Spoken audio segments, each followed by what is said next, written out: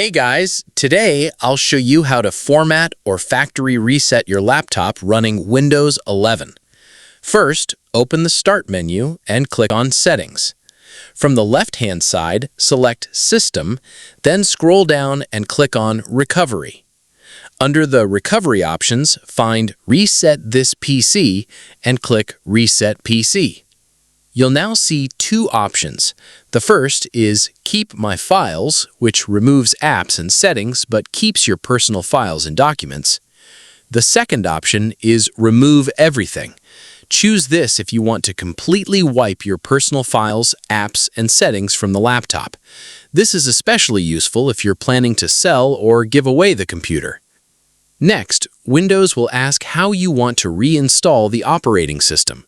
You can choose Cloud Download, which downloads a fresh copy of Windows from Microsoft. You'll need a stable internet connection for this option. Alternatively, you can select Local Reinstall, which uses the Windows files already stored on your laptop. After choosing your preferred options, review the settings carefully and confirm the reset. Windows will then restart and begin the reset process.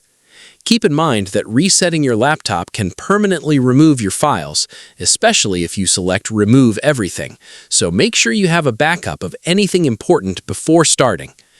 Once the process is complete, Windows 11 will be freshly installed and your laptop will be ready to set up again. That's it. If you found this video helpful, consider giving it a like and subscribe.